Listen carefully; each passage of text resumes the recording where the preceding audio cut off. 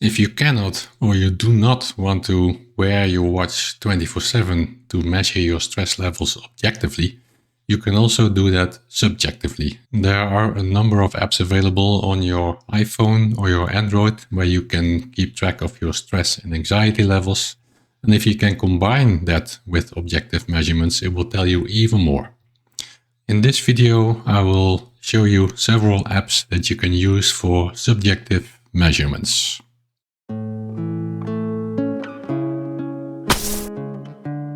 There are many apps that can track your mood or your stress, both for Android and Apple.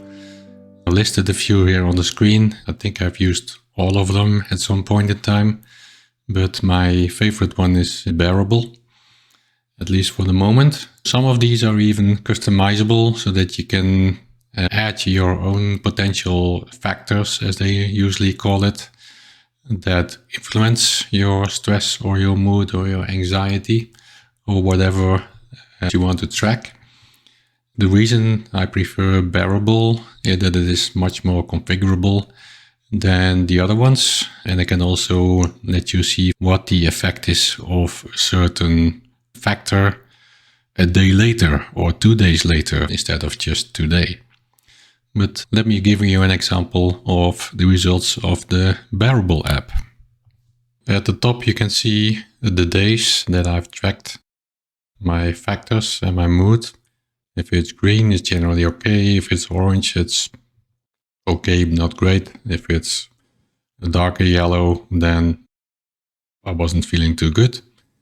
I can see here my mood, for example.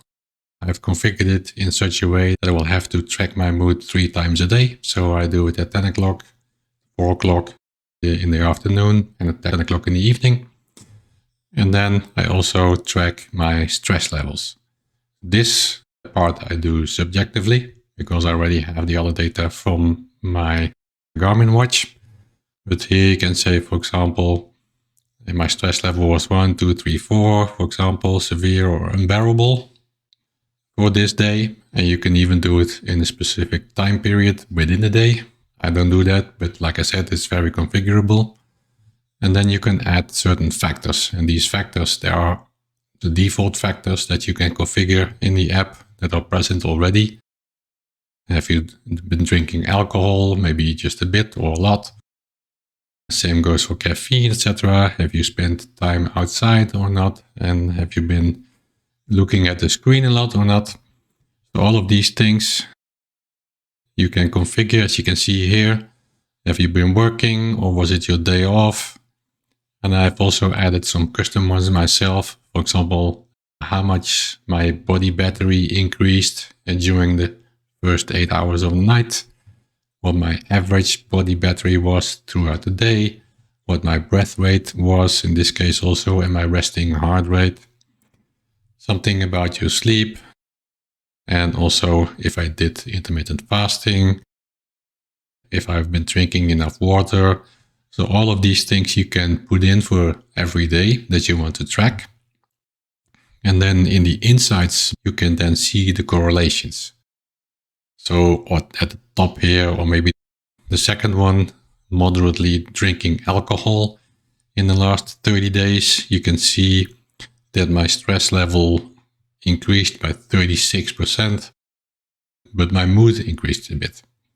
And that's to be expected, right? But what I've noticed, for example, and this is the interesting bit about these correlations, is that caffeine doesn't do much for me with regards to stress.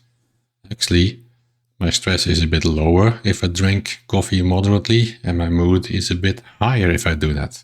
That's the interesting bit about Bearable. You can check it out for yourself if you can combine it with the objective measurements from your Garmin device or your Apple Watch or your Samsung Watch or any other brand that does HRV tracking. It will give you more insights, but at least you now have an alternative way if you don't want to wear a watch 24/7. Now that you've learned in Module 1 about the brain and the body and how they respond to stress, and in Module 2, how to measure that stress both subjectively and objectively using either your watch or an app on your phone, It's time to make some changes in your lifestyle and to see how that reduces your stress levels. That will be up next in Module 3.